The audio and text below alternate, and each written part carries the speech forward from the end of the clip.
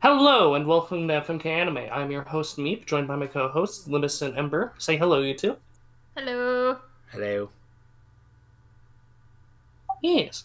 This is FMK Anime, where each week we watch a list of shows, and at the end of each week we can cut one show.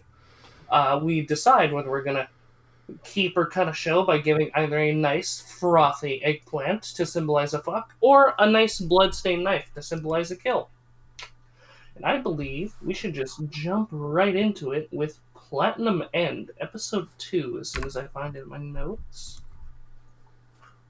Yes, here it is. Platinum End, Episode 2. In this episode, a comedian who uses the arrow for lust is murdered, unsettling Mirai. Mirai uses his red arrow to make his uncle turn himself in, and while on a shopping trip, sees another candidate stop a robbery, killing the robbers. On his first day of high school, he is confronted by another angel.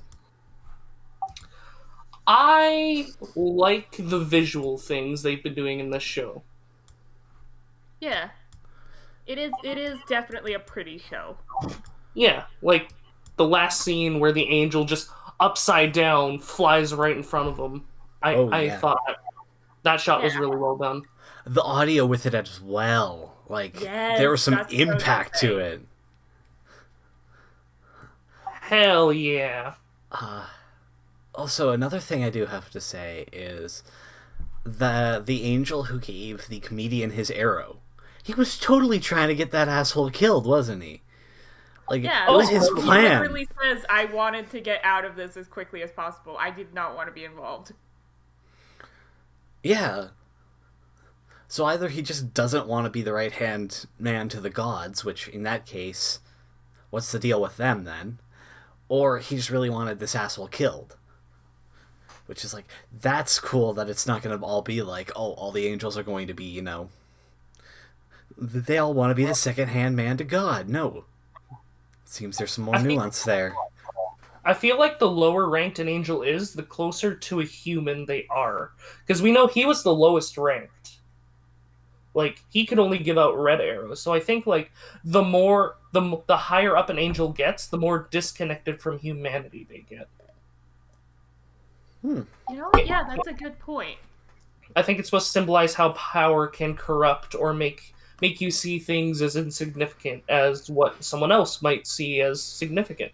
So you think he didn't want to give up his humanity or something like that? Maybe. Or maybe there's more going on to it. Yeah, I will say it does seem like it's slowed down a little bit at this point, and it's actually getting like decent. So yeah, I still absolutely, I went back and watched the rest of the first episode, and I absolutely hate that, but now the second episode is okay. Yeah. The one thing I will say I thought was a bit more funny, and it definitely funny in a good but also bad way, was when all the idols came to their senses, and instead of being like, oh my god, he's fucking dead, they're like, no, our careers are ruined, which that's funny, but I feel like it's not the appropriate reaction for, wait, we all just woke up, oh, there's a dead guy here, fuck this. Yeah. Yeah, idol bullshit. I mean, maybe it speaks more to their individual characters that's the first thing that comes to mind. I guess, but it was definitely played for the sake of comedy. Yeah. I will say one little detail that I kind of did like with the visuals was where he has the like school uniform on and everything, but bitch still won't take off his hoodie. He has it underneath his outfit. It's his depression. It's his depression hoodie, man. You're gonna have to rip it off of him. I am liking this angel more and more, too. She's just like, yeah, no, I'll help you kill people. Oh, you don't want to kill people? That's fine, too, I guess. But this game's going to be going on forever, then. You sure? Actually, yeah. One thing that I found out that I thought of later on is I increasingly more and more do not like the angel. It seems like, oh, it went from, like, from this episode to the last episode, it's like she went from yeah, I'm a cool angel. I'm, super gonna be nice to you because I'm an angel or whatever, but also like humanity, what the fuck? Sort of. No, she just Yeah. like doesn't have is completely disconnected from humanity. And I thought like I read that into that as something malicious or something. But Yeah, it's kind of I still think there's something up with this chick. I don't there think might it's malicious, but I think it's like the like innocent sociopath sort of thing. yeah, there might be, but like I didn't feel that. Like the worst part of this episode is when uh she tells the dude, "Oh yeah, oops, I forgot. Here are some important, points of the world and how like your powers work and stuff." And it's like, that feels like that was retconned in. It's like, oh shit, I need to put restrictions on the arrow. Fuck, fuck, fuck. Put it in now. She forgot to say it. I don't I don't necessarily think so. I think that was them trying to establish rules within the world. You can't retcon something without there being a previously established rule. Yeah, it just felt sloppy, kind of. Felt I don't know, it felt fine to me. And like to me, I liked how in this episode, like when people are getting killed, like the comedian, she's like, "Oh yeah, someone fucking killed him." And then this fucking great Saiyaman comes in, kills the robber. She's like, "Nah, he was planning on killing him from the start." I mean, the guy's smart. It's getting him notoriety. And Mirai's just sitting here having a fucking mental breakdown over it. Get away from me! Get the fuck away from me! Mm. And then it turns out that having her not around him isn't gonna do shit anyway because they know. They know. Or maybe they know. Who knows? We'll have to find out next He was looking straight the fuck at the angel with the butt wings. It could be a Mieruko-Chan situation. I'll throw that out there. Yeah, like he could just be like trying to test the waters with random, and he got lucky. Because like I always said that if I was a stand user in JoJo's, like if I thought anyone else was an enemy stand user, I'd just look at them menacingly and pull out my stand. Because if they start freaking out, they're a stand user. You just look at this like 5-year-old kid, pull out your stand, reflexively he pulls out his stand, it's just a knife. Yeah, so like if I had something that was like, someone else with my powers is going to try to kill me, but only they can see it. Yeah, exactly. You could just test the waters like that. So that might be it. But I don't know. Maybe he does know. Because I have a feeling the angel knows, but he's not going to tell his god candidate. I'm pretty sure it's going to be like this whole thing of like, he comes, talks to Mirai for a bit, be like, "Oh, she's your angel. It looks like you're in for a rocky ride. Well, I won't tell my candidate that you're here. What would be the fun in that?" I don't know, but angel gives me that kind of vibes. yeah. Yeah, kinda. Honestly. I do have to say, I thought it was weird when he just straight up starts floating or whatever. I'm just like, bitch, it's illegal. You don't just reveal your powers like that. Dude's got a superhero complex. But still, it's like, that's the generally established rule for like these kind of things where like you have the powers and only you can see these kind of things, is you don't fucking just show it off to the civilians. I like that he does that. There are a lot of anime, and this is a big thing in shonen too, which I kind of wish shonen would do this more, where it's like, no, sometimes the powers get revealed, and society has to, be like, well, what the fuck? Like, Yeah. Sorry. No. No.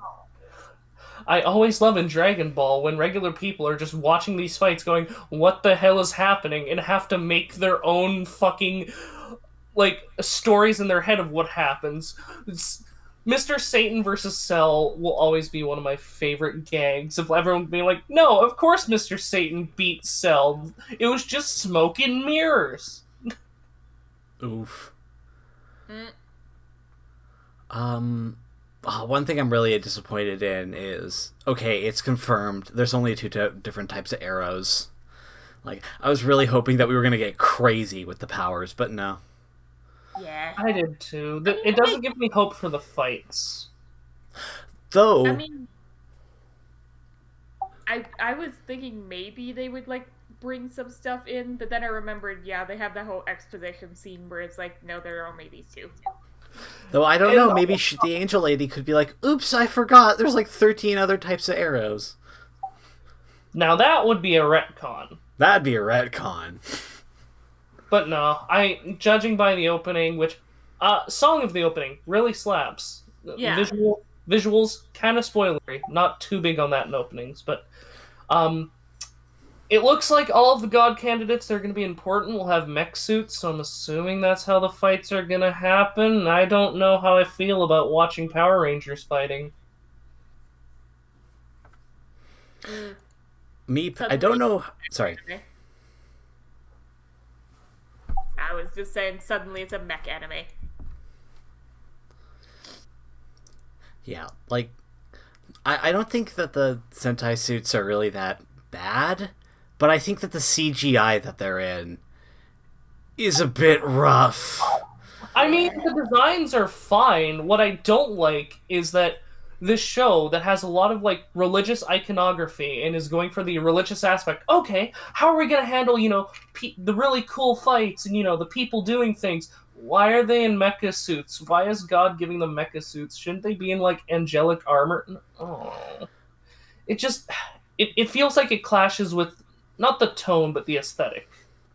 Well, right away, like, I think they're going to explain if it does go that direction, because, with Metropolitan Man, or whoever his name was that, like, showed up and was shown to be a god candidate. Yeah. Yeah. He dead ass. He's wearing a Sentai suit. Like, dead ass for some, like, dying TV show. So, yeah, I don't know. Maybe it's just him. Maybe it's gonna be a thing later on. I don't know. For just one character, I wouldn't have minded it. I would have actually liked it, but if all of them get it, I'm not gonna like it. I don't know. That's just me personally. Yeah. I mean, I'm interested to see where this goes. Yeah. I'm trying to think of what else happened this episode. There was the really cool thing with the one guy, with the one angel we talked about. We actually get to see God. Mm-hmm. God can be put on there as a candidate for best antagonist. I'll just throw that out there. Yes. I mean, would any of this have happened if God wasn't around? No. Let's keep that as a joke poll if we don't have many antagonists by the end of the season. we gotta keep it. It'll join the pantheon, such as the pantheon with depression and capitalism. Yep. God. Literally God. Yeah. Sorry, no, go. No, I'm just trying to think of what else. Anything else that there was I would have wanted to mention.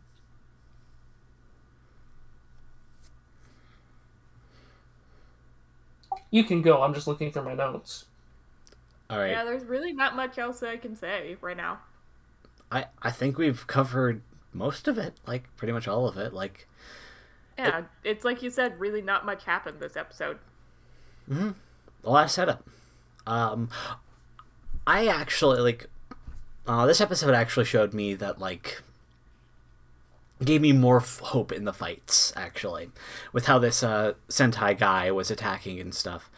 Like, the way that the red arrow works reminds me a lot of Code Geass. Like, in Code Geass, Lelouch had the power to control someone's mind only once and give them a command and have them follow it to the... and have them follow the rule absolutely, but it could only do it once per person. And it's sort of giving me that same vibe. Like, I can see there being some 3D-ass mind chess being played in this show with the red arrow. Yes. 3D. Wait, fuck, 4D chess. But yeah. There isn't anything else I wanted to mention about this episode, so should we just pull up cards? Yeah. I'm fine with cards. Honestly, I'll say fuck this time. Alrighty. I'm a fuck this episode. I like the direction in which the show's going. I hope it keeps getting better, like way better than the first episode. Definitely, I'm glad it made it through the first We made it through the first episode. I'm still not entirely sold on it. I hope that episode 3 really does it for me. But yeah, I'm gonna give it a fuck. This might go in an interesting way. Alright. That is a trifecta for Platinum End, Episode 2. Let's move on to a new show, Ranking of Kings, Episode 1. Baji is a deaf prince who keeps giving his clothes to a shadow assassin. The kid goes back to the castle to be talked down to by his stepmom as his father, the king, shows worry for him while he's slowly dying. While sparring with the swordsman, Baji's brother joins in, causing Baji to activate Ultra Instinct and win the battle. I told you guys this thing was gonna be good. It's so cute. I am not entirely sure how to feel about this show yet, but I can definitely agree. It is cute. Oh, this show, like, I only got about, 5 minutes into this show when I realized, oh, wow, this ain't for me. Why? I don't know. I like the fight at the end. The fight at the end was really pretty. Let's start off on a positive note for me. The way that the wooden swords and stuff, splintered against each other gave such a great momentum to it. It's for most of this just kind of felt like a fluffy kid show, and that's a vibe that I'm not that into, really. But the fight at the end, man, there was some kinetic power to hits, like I said, the splintering of the wooden swords and stuff. The way that everyone was dodging, it was so easily readable. You could tell what position everyone was in. Yeah, it's just a really fucking good, well choreographed fight. Yeah, and the show definitely does give off the vibes that it's going to lean heavily into the aspect of, don't judge people on their disabilities. And, that's a good message. Although I got that message a lot in kids' shows when I was younger, so I don't know. I'm not entirely sure how to feel about this show so far. It looks pretty. It's nice. I can't say I'm fond of any of the characters in particular. The Shadow Assassin is just kind of a dick. Baji doesn't really speak, but he can dodge really well, which is cool. And he wants to be a really good king. I like the backstory we got in his father, though. How it used to be a village until he did so well in a fight against orcs that he was made a king. And he's ranked apparently 8th of all the world's kings, which I hope we get into that at some point. Fucking each country has its own king ranked a different rank. Fucking that's an interesting concept. That is the most Japanese shit.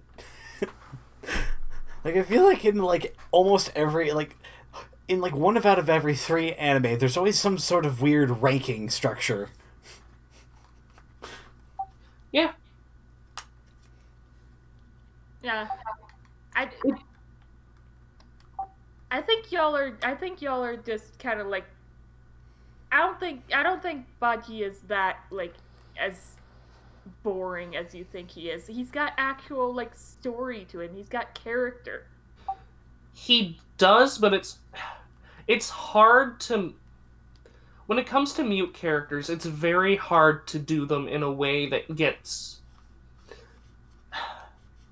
they're very difficult to do, because I definitely wasn't engaged with him, because, whenever he was speaking, he would make those noises, and it would be someone else who would be like, oh, you're saying this.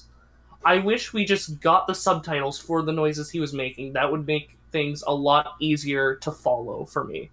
Because there were a few times where I was losing track of, is this something the Shadow Assassin is saying, or is this something that Baji is saying? Because, the Shadow Assassin is speaking for him. I mean, fair enough, yeah. I did like that they actually included some measure of like at least some kind of nod to actual like sign language, but I do agree with you. They should have more of like actual sign language. It definitely is something that probably worked better in the manga. Like, yeah, I imagine it works better in a written form, but it's not like it was bad here. It was just noticeable that made it a bit hard to follow. Um, we also get the opening this episode. I'm not too big on it. I thought it was nice. I mean, yeah, I think it's cute. Honestly, I do think it's cute. I'm trying to remember the actual opening itself. I remember a couple of bits, but not too much. All right, because it's Baji going around the world. Yeah, I don't know. I'm very mixed on this show so far. I definitely need at least another episode or two before I can fully decide whether or not I want to continue with it. Like, there are definitely some interesting things in it, like the whole Shadow Clan, like how world rulers are ranked. That's interesting. Yeah, I wanted to see more of that particular guy that I wanted to see more of the guy that tried to attack the little shadow dude. I want to see if he ever actually like learns to trust the shadow dude, if the shadow dude can actually be trusted at all. Well, Baji already trusts him enough to give him clothes every day. Yeah, and it does seem like it's leaning towards this guy is going to be like not as bad as the guy is thinking that he is. And so he's going to like there's a possibility that he would have that character growth of having to like move past what people assume about him and like be better than that. Yeah, and I feel you there. It's just I'm not necessarily into it so far at this point. I'm not saying the show's bad or anything. It's just I don't know if this is for me yet. I mean, that's fair enough, but I think it's definitely for me. Mm-hmm. And hey, if anything happens to it, that doesn't mean you have to stop watching it. So yeah, it's really cute though. Like I really like the art style. Yeah. It's like I said, that was what got me into it in the first place. It's just so pretty. It's so just sweet. Oh, and I loved that opening where he's just like he's being comforted by his mother, and you see how much his parents care about him. Not so much his stepmom; she's a bitch, and also her son is kind of a dick. But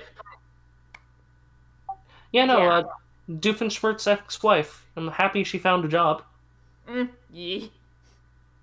Seriously, what the fuck? Why is her nose so pointy? Yeah. Also, did you notice with the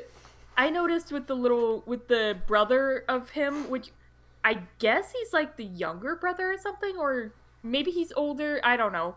I know that Baji's the first in line for the throne. Baji would have to be older because, from what I was able to tell, the king had a wife, but shortly after she gave birth to Baji, she passed away. The king remarried, then had another son. Okay, but yeah, one little thing that I noticed that was kind of throwing me off with those scenes was like the way that his nose was pointy like that, and when they would show him full frontal, like the nose would kind of go sideways and the tip of the nose would not always be drawn in, which I guess is kind of an art style thing, but it was kind of like his nose was just melding into his face to me. Yeah, the fight itself also, to just bounce off of you earlier, Limus, was incredibly well choreographed, and like I like the little bit we got with the snakes too, but at the same time that part also made me raise an eyebrow a bit. I'm like, okay, why are there so many snakes? Also, isn't there a guy in this castle that controls snakes? Is he trying to kill Baji? What's happening here? Yeah. Yeah, actually, it's seeming certainly like... Yeah, it definitely seems like that dude is probably not that great. Mm-hmm.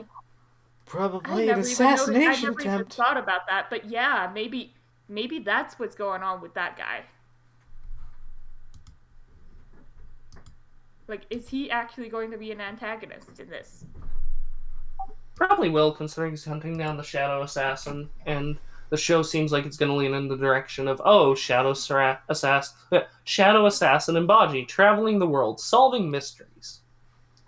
I hope this show isn't episodic. That is what I will say for now. If the show is episodic, it'll definitely kill it for me. Yeah, Okay. it seems more like it might have an overarching story, though. I like it. So far, what I'm gonna feel is that I sense a coup happening.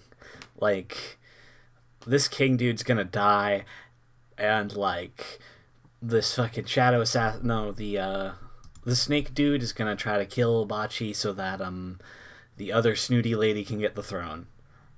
And he's gonna be out. He's gonna be with the shadow assassin dude, and they're gonna be traveling the world, and he's gonna try to, rise back as a king to try to retake his father's throne or something. Ooh. That's where I feel like this is going to go.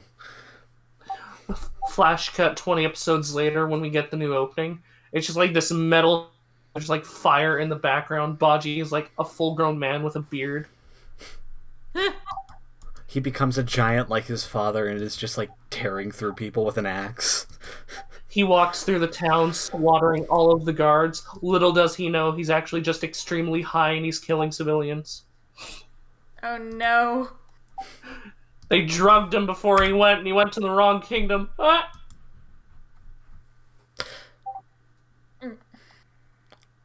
Well, I will say I'm interested to see where this is going. Yeah. I definitely hope it doesn't go the route I think it will with the episodic, but you know what? We'll see what happens. Yeah. Do you think we're ready to hold up cards, maybe? Yeah. Yeah, I'm gonna say fuck. I am gonna say kill. Like I said, this show is just... Like, I'm watching it, and I just get this big old feeling in the back of my neck that this is not for me. Like, I could see it... Fair enough. I could see it endearing itself to me at some point, maybe, and, like, from the sounds of it, we're at least getting one more episode of it. So yeah, I hope it does engage me at some point, but for right now, nah, it ain't doing it. Yeah, that's fair enough. Not everything's for everyone. Yeah, for me, it'll be a fuck for now. I'll give it 1 to 2 more episodes, let it see if it can do anything for me. But for now, it's gonna be a fuck. Let's move on to our next episode, Deep Insanity: The Lost Child, episode 1. By the way, that is a double fuck and a kill for a Kings of Kings. But yes, Deep Insanity: The Lost Child, episode 1. Shigure is a boy who wants to be a hero, so he joins the Sleepers, an elite military force who delve into the underworld of Asylum. He faints on its first day and bombs the first combat. When they start battling an even stronger opponent, he suddenly learns and figures everything out and saves the day. I tried. Yeah, I fucking tried as well. I like this show. I like this show, like, enough, but I will say the one thing, what the fuck is that CGI? It fucking T-poses! It fucking T-poses halfway through the fight! It looks so bad! Yeah, it's so fucking bad. Not to mention, the entire show itself is generic. Like, oh my god, I feel like I've played this plot 20 separate times before. Yeah, I just posted a little, like, thing in the meme thing, but I'm just like, this is the second anime I've seen thus far where it focuses entirely on the fucked up alien world inside a giant fuck off hole in the ground. Like this and Made in Abyss. And Made in Abyss is better from the little that I've seen of it. Oh, hell yeah. Like, I haven't even watched Made in Abyss, but I know it's better. It's not hard. Like, yeah, it threw me off so much with that CGI. It was, like, so realistic and shiny and weird, and it made me so aware of how cartoon they are. Yeah. Also, what military throws someone into live combat without teaching them how to use their fucking weaponry? Okay, to be fair, it sounds like they're kind of desperate for meat. And you know what? I thought it was funny that the heterochromia clown boy shot him with the confetti cannon, and it causes him to just completely shut down. Like, that was a good gag until it actually affected the fucking plot. Yeah. Because they needed the moment of him being like, oh no, I'm a bad soldier. Oh wait, magically figure everything out, now I win. Oh, and what about the fact that we see this monster come up, and it's like one-shotting people, but when it gets over to our fucking main characters, all it does is knock them out. Yeah, because, they're named, so they're the gotcha pulls you can get. We can't kill them yet, because you want to spend $500 to get a boy who has brain damage. Oh, that's it. Like, it feels like a gacha game. Like, everything about this feels like a gacha game. Like, the main character is the blandest motherfucker that's ever existed. The only thing I like about his design is his coat and choker. And then everyone else is so visually unique. Like, stunningly different from each other. But main character is just the most basic bitch I've ever seen. Not to mention, his motivation is one of the hardest motivations to make interesting. Because with the motivation of, I want to be a hero, that is a good motivation. It's hard to make that interesting. I've only seen a few shows that are able to do it. And even then, some of those shows aren't even like, I don't want to be a hero, I just want to help who I can. And in this show, it's like, I want to be a hero. Why? My favorite voice actor was in that commercial. That's your fucking reason for signing up to the army? It's literal, and just everyone just treats him like he's crazy for signing up to be a hero. You advertise it like this! Yeah. What do you expect? Yeah, then we have the boardroom of fucking shadowy faces. I will say one of the things I did like about the show was, at least in atmosphere, it felt like it was doing kind of like that Twin Peaks kind of thing, where I don't know if this was intentional or not, but it felt like it was doing that kind of thing where everything just felt like visually and sound-wise, it just felt weird and stilted, and like the tension is there of it being just off. The tension is there until we get to combat and we see the monster. And then that just, I feel like they kept doing that, but it felt, the fight scene felt stilted, which was just wrong. The dude pulls out... You could never do that with the fucking fight scenes. They pull out a fight... The main dude pulls out a sword, ignites it like a lightsaber, and it makes actual lightsaber noises. Yeah. I don't know what else there is to say. Limus, how did you go from such a good lock last season to this? I don't know. I don't know how I went from what might be the best of the season to what might be one of the worst, to be honest. Yeah, you really were right. Things aren't going to go your way this season. This, like, the name had so much promise to it for me. But, like, dear God, this is not good.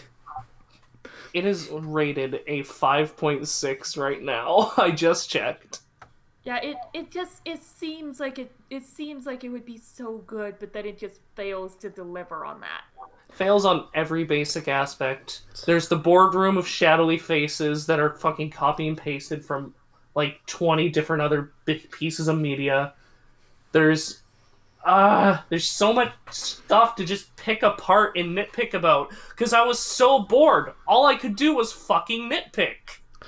Like, everything about this, and like, I totally understand now why I picked it. Like, structurally wise, this is something that I would totally be into if the execution was on point.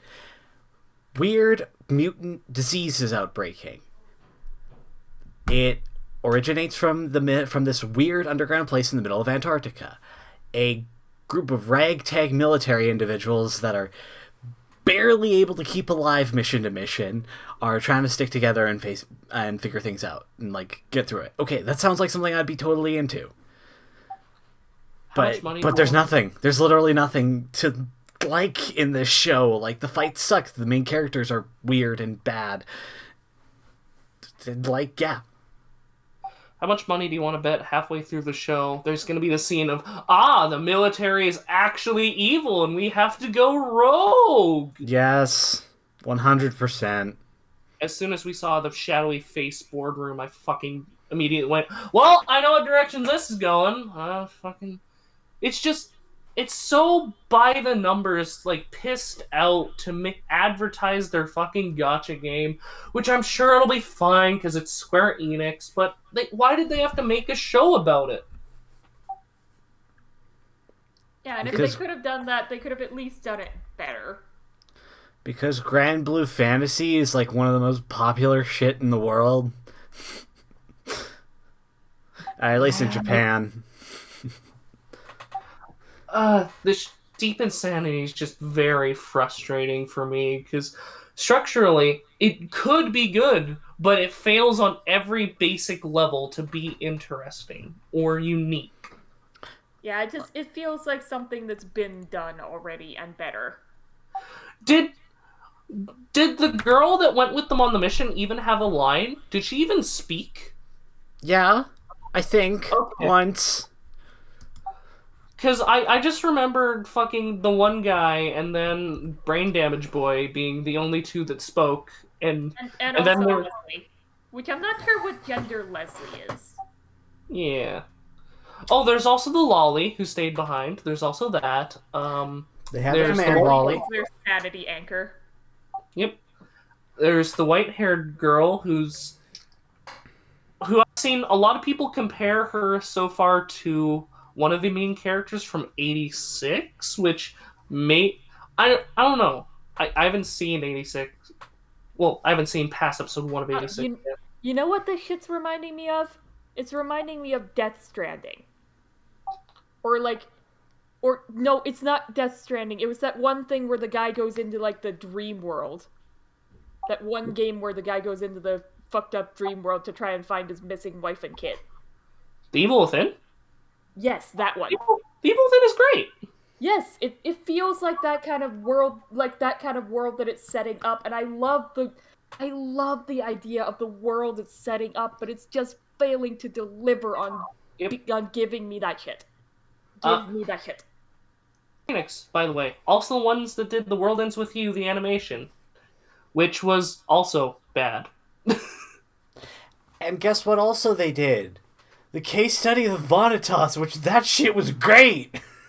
No, that was Studio Bones. Yeah, but Square Enix published it. Square Enix also published this. I don't think they're not a studio.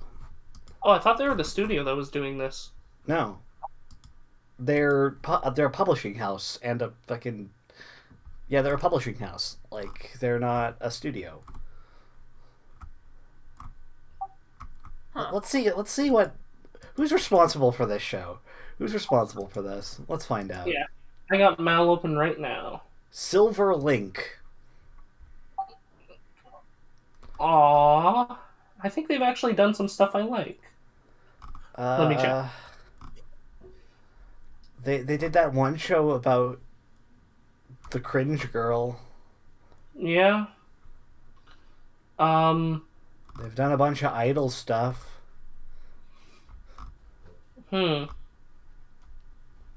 They did the one... Oh, they did What? Black Company. They did Black Company? Yeah. But whatever. Yeah. Hmm. So what do y'all think? Hold on. I'm looking through my notes right now because I wrote so many notes. I think I've pretty much said everything I was gonna say. Yeah, there's, like, what else is there to say? It's so fucking bland. Oh, Anything interesting it has is barely there. What? The ending is credits going over a color-changing triangle. Certainly is an ending. I mean, it's better than the fucking Mieruko-Chan, like, spinning people thing. No, because at least there's movement to that ending. It's just a color-changing triangle on a black background with credits scrolling up. It's hardly even an ending. Fair enough. But I'd still take that over the fucking Mieruko-Chan jump scares. Because that was just bullcrap. I'm ready to do cards if you guys are. Yeah. I'm gonna actually say I could go either way. I'm gonna see what you guys think. I'm gonna kill it super hard. No. This is...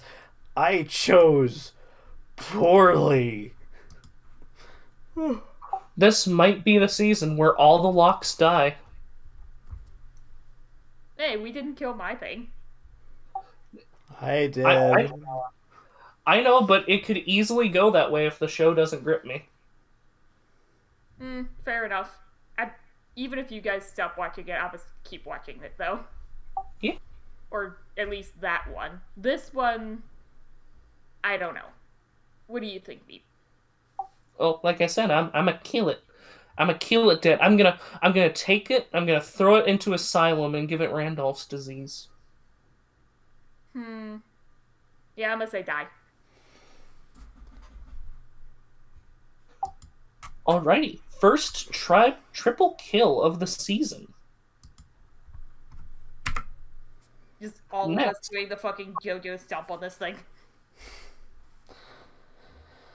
Next, let's move on to The Vampire Dies in No Time, Episode 2. Ronaldo gets a call from his editor and begins to panic after realizing he doesn't have a manuscript.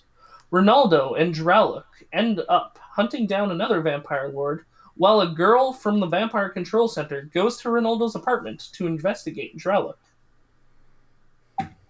This episode was a lot funnier. Yeah, it was also a lot gayer, which in the best way. I had an actual note in there when like Nudenium, which I love that fucking character. That is so good for this. I actually had a note for when Ronaldo shoots that guy, he just kind of stands there for a second and then he goes, "Ugh," and then dies.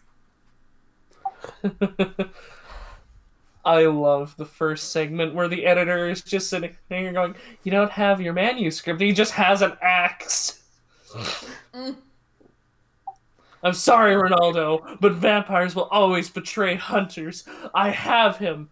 Also, he told me he'd give me video games. You're that easy to buy out? Yes! I love that they are sticking with that, and they are building on the idea of, like, yeah, he is a gamer. He is a gamer. They're not just, like, that's not just a one-off thing.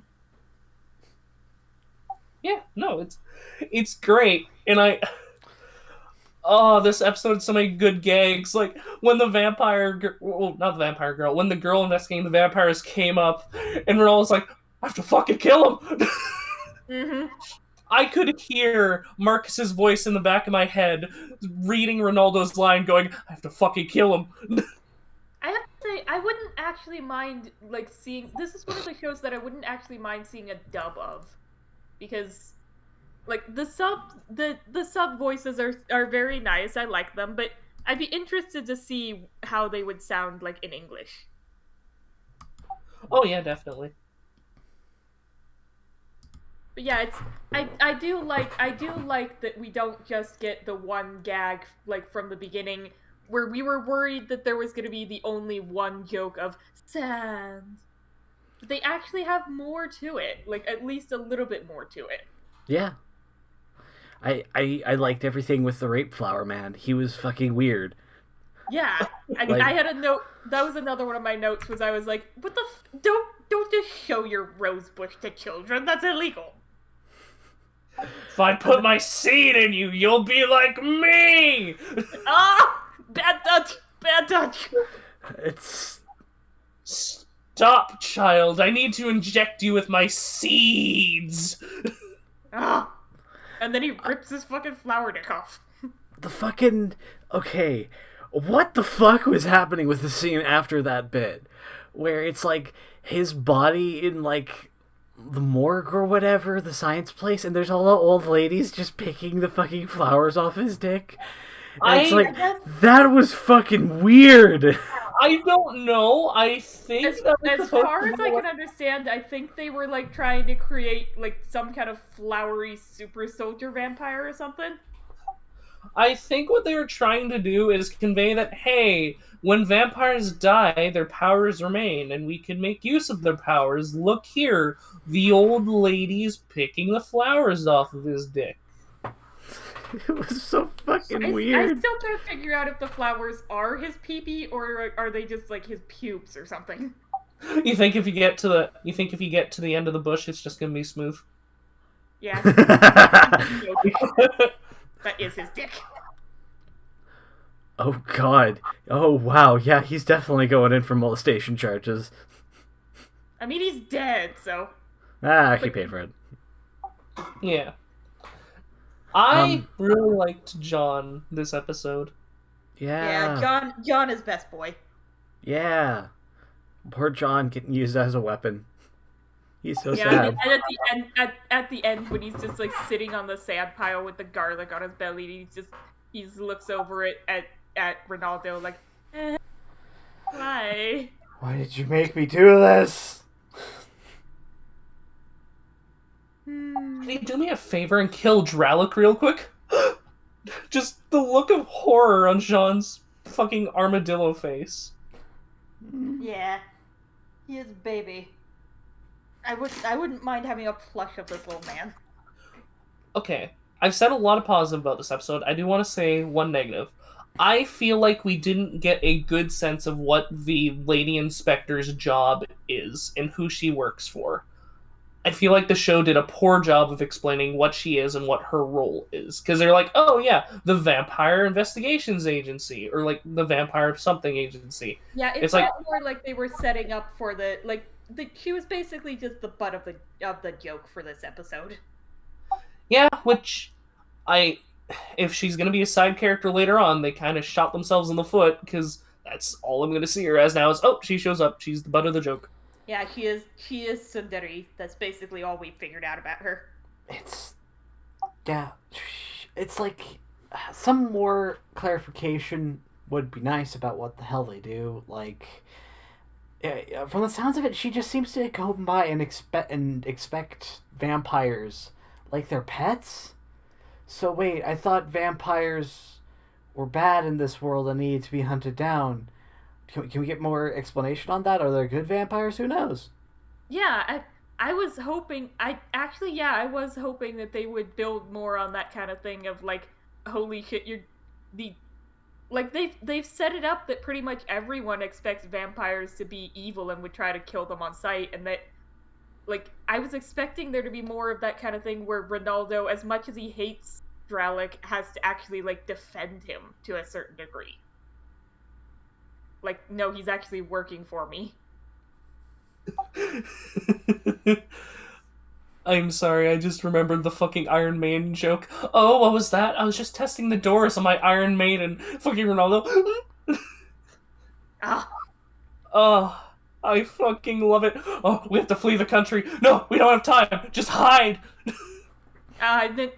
There was that one scene where, like, he was just like, I'll be a woman by tomorrow. And it just shows him like, ooh, Ronaldinho. Yeah, this episode was very gay. I fucking love it. How they caught him and put him in the Iron Maiden. There, now you can get the work done in there. And you just hear him crying. They should at least put a light in there so we can see. No, only the light from the laptop. I was gonna say, I'm pretty sure, judging by how this character is, probably that, yeah. Yeah. Oh, yeah, because he would be, like, typing it out. For some reason, my brain was just going to he would be, like, writing it out physically. But yeah, I like this show. It's, like I said, it's a funny show, and I'm interested to see, like, where they're gonna be going with this. I'm not going to make a definitive statement that I like the show yet. I liked this episode. However, the show could still wear thin. Yeah. Yeah. It's kind of weird that I never even really considered like comedy as an anime genre, but that makes sense. Oh yeah, totally. It's totally its own genre. I mean, Yeah, like at most there's like shows that have a lot of comedy spiced into them, like just straight up comedies. Usually, like I said to you guys, I haven't really watched much anime, but usually when I think of anime, it's like either shonens or like slice of lifey kind of stuff. So something that's straight up comedy is kind of new to me, and I like it. Yeah. I also love the farewell, Ronaldo. I'm abandoning you. It turns around. Hello. Oh no. Yeah. But do you think we're ready for cards?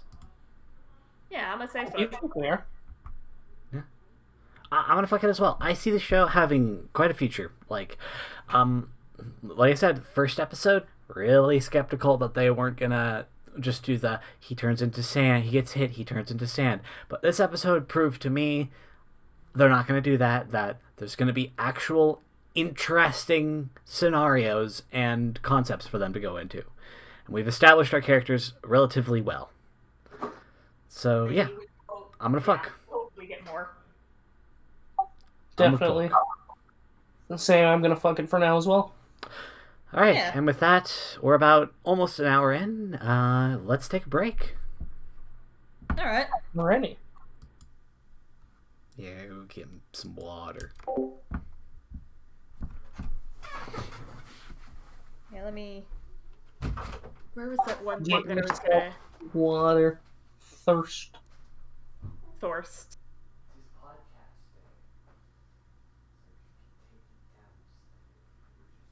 Definitely a lot more to talk about this episode. Yeah, there was. The first episodes were pretty much just setting everything up for a lot of this stuff, but now we're actually getting somewhere, and now I have a little bit more to talk about, I think. Yeah, because I can like compare it to the previous things and all that. Oh, that was the thing that I was gonna say. This was the kind of thing that popped up in my mind when I was thinking about those two. This particular like thing, this particular meme.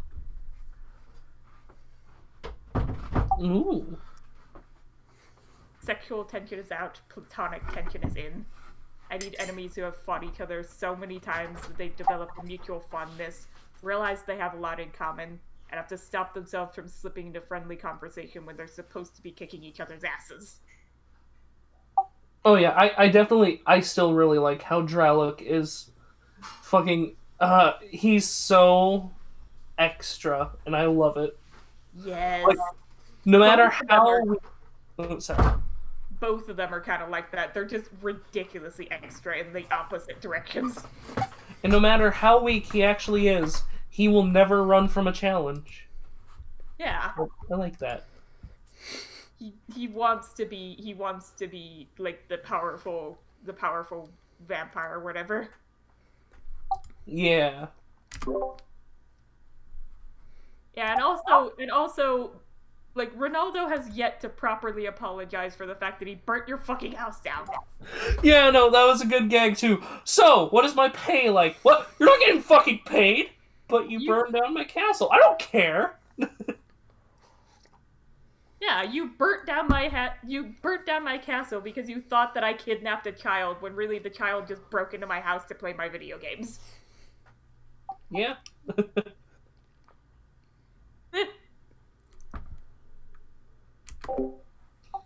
That was one joke from the first half episode 1 I liked. Wait, you're not nocturnal because of the sun? No, the sun doesn't get in here. I just play a lot of video games at night. Don't judge me. Yeah, that's the interesting thing that's actually one of the interesting things that I had thought about was like I should have brought that up earlier was like he can drink milk but also blood. So like how the fuck does his vampire digestive system work? Is it just like any kind of animal fluids? If you think of it, milk is kind of like a cow blood. Uh, I mean, kinda. It's. I don't think it's the same thing. It's primarily fats and stuff like that. I mean, fair, but still.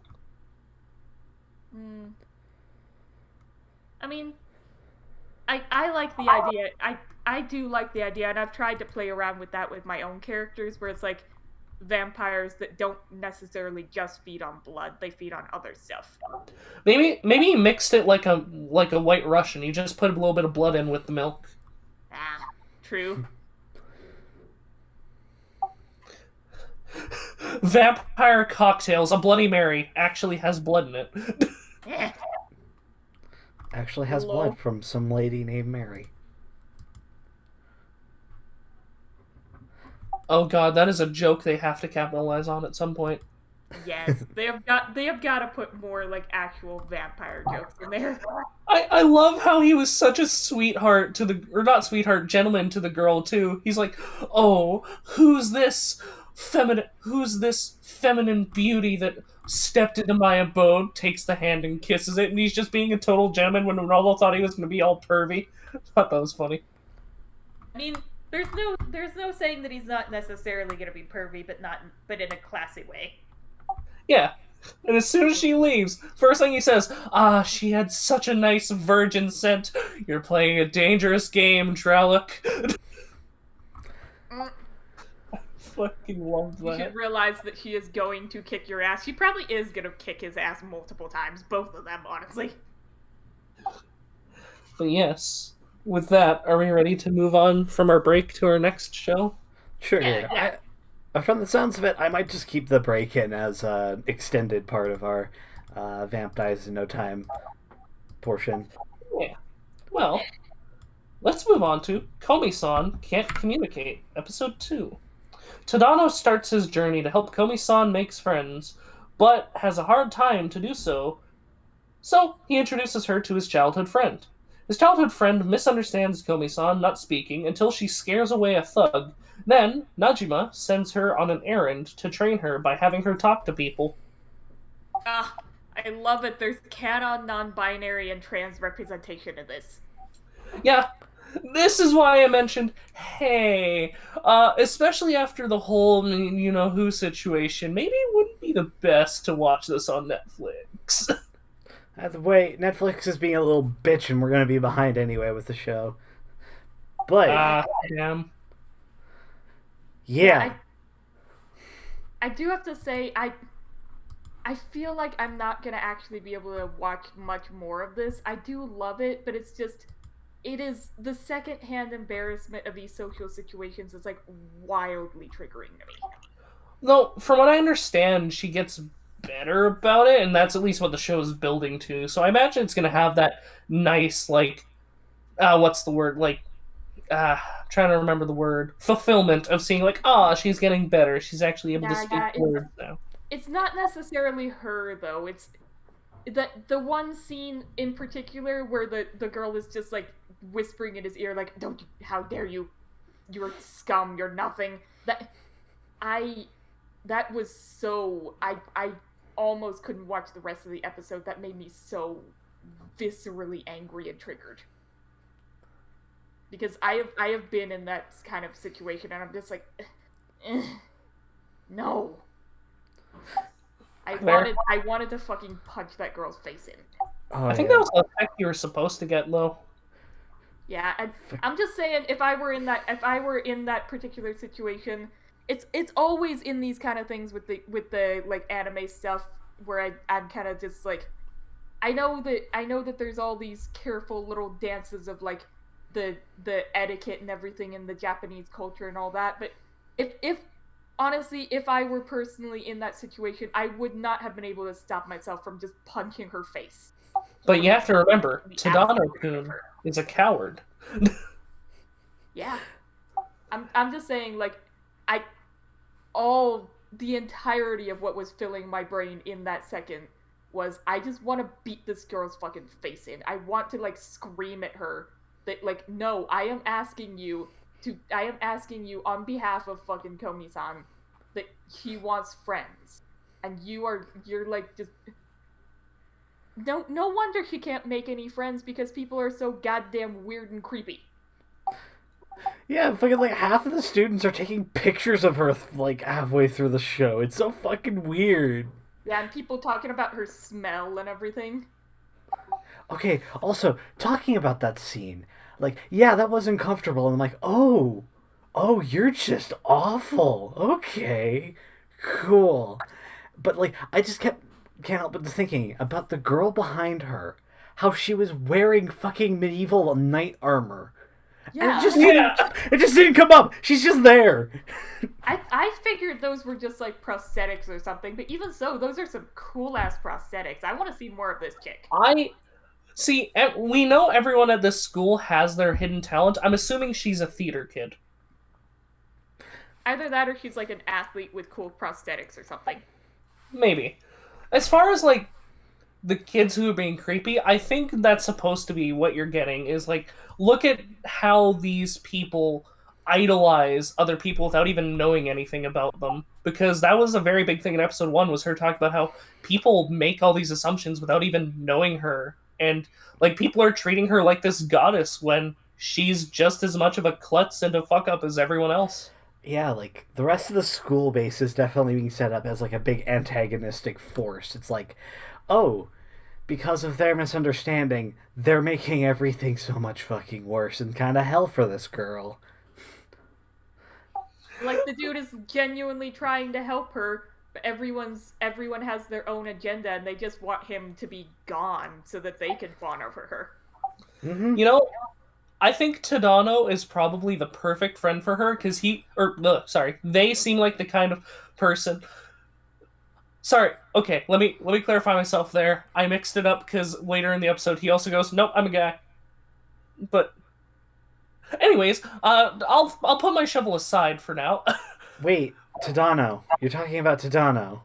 Oh, Najima. fuck, no, Najima, sorry. I meant Najima. Like, he, they, ambiguous gender. Okay. I'm gonna go with she, because the one time she says, I'm a girl, sounds very sincere, and then the one time when she says, oh no, I'm a boy, is solely to get the creeper away from her. Yeah, definitely. And the show seems to agree with me, as she is mostly referred to as she. So I'm gonna go with that for now. I like how Tadano stopped calling them a he and started calling them a she as soon as they clarified that. I liked that little touch. Yeah. Also, I was gonna point out that, like, I love how the first word that ever comes out of Komi-san's mouth is die. Yeah, puts a hand on the dude's shoulder and is just like trying to say something. Here's your keys, but die. Yeah, I love that scene. Just in his mind, and she fucking gets the Seto Kaiba face. Oh, I've already killed someone doing this to Najima with their own keys. And he's just like, no. All right, I was gonna say earlier, I think Najima is the perfect friend for Komi-san, because they are the exact type of person who can keep a conversation going all by themselves. Yeah. I really like Najima. Like, yeah, she's adorable. I just like, she's got a good gremlin vibe. Yeah, definitely. It's like, as soon as she gave Tanada, like, the smuggest fucking face, I'm like, oh, you're a runner-up for one of my favorites. Alright, let's go. Najima is great. I really like him, them, and I really like how they're like, okay, we gotta get Komi-san to practice. Trial by fire. Go get this at Starbucks. Komi-san goes there, and then immediately walks out. And I like how at the top, Komi-san almost immediately exited. Then walks back in. that entire scene was so fucking much of a mood. I have been in that exact situation before. It's let's just do something simple. Oh god, but wait, I don't know how to do this. Fuck. The whole thing. And then the guy is just like, he's just instinctively knows, but then he gets it wrong, and she's just like, fine by me. Oh, the fucking intensity of that scene is so fucking good. I know. On Twitter. I know what she wants. I've trained for years to do this. She'll post it on Twitter. It will get at least 1,000 retweets. I am a Black Apron, one of 12 elite. Only we can work at these shops. It was so fucking extra. It was great. I think that's what makes the show work. How extra everything is, because it kind of elevates it from a slice of life to a little bit of a thriller. I'm not gonna lie. Yeah, and it is to a certain extent very meta. Yeah. Unlike a show like Senpai is annoying, like this show is fully rooted in in the absurdity of the situation going on. And that's what makes it work for me, I think. Like I don't think I'd like it as much if we didn't have these moments of just getting into what everyone's thinking and fully being encompassed in like what the moment is for them right now. So, for Komi, it's this horrifying experience of, oh god, what if I fuck this up? What's happening? I'm so socially anxious. And for the dude at the counter, it's like, this is the defining moment of my career. And we can swap between those, like, so fast and so efficiently that it's super engaging.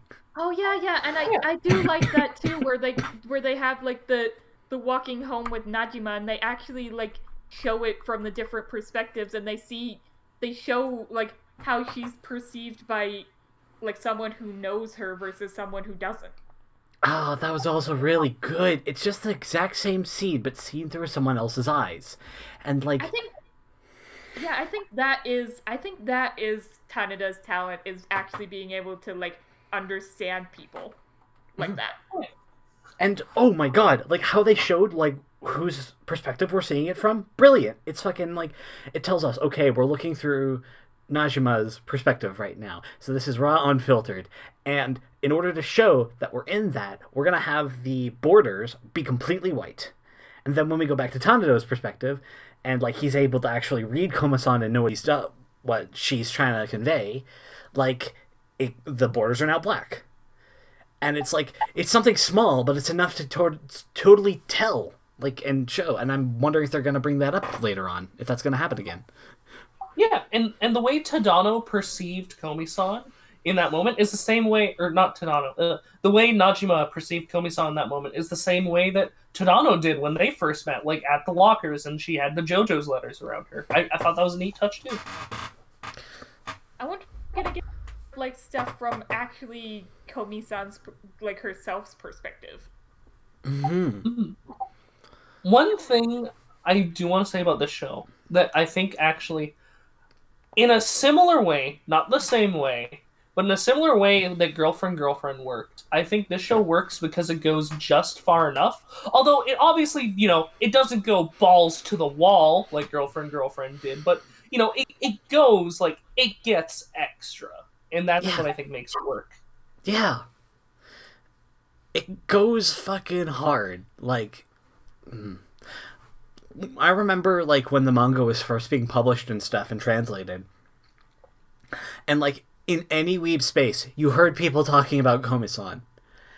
I fully get it now. Like, goddamn. Like, this story is really good and really engaging. Like, this episode, in total, sold me on the rest of the show. I'm in. Like, this is gonna be good, I think. Yeah, the more characters they add... Oh, sorry. Yeah, and, like, from what I hear, this is supposed to be a damn fucking good adaptation. Like, it's not just... Yeah, like, it's going hard in and, like, really adapting the style really well and adding its own flair to it and everything. Mm-hmm. Yeah, and the more... Yeah, it still makes me wildly uncomfortable with the whole, like, the interactions and everything. Like, the secondhand embarrassment is real and visceral. But I kind of like that about this. It's conveying that well. It's trying to do that. Mm-hmm. Yeah. Like this when I watched the show and when I watched it, it gave me the same sort of like really nice feeling that like I found like I when it comes to slice of life shows for me, like there's very few that can actually work for me. And like there's a certain feeling that comes when one really does work for me, and like I totally get that from this. I mean, Yeah. the opposite. I really like those kind of stuffs where like it's just chill, it's comfy. There's like not a whole lot of super intense action, although I like the intense action. But I like chill stuff too. Yeah, so far it's giving me like the same vibes that I get whenever I pull on one of my favorite online comics right now called Mage and Demon Queen. And like just the coziness that I just feel from this show, on top of like also being really invested in the characters. And it is also a very pretty show, I would say. Oh yeah. Okay, I have to ask, did anyone else hear the fucking royalty-free music at the beginning of this? Yeah, it was I like did, yeah. literally I for a second there I almost thought it was like the Minecraft music or something. I was just like, why the fuck is there Minecraft in this fucking anime?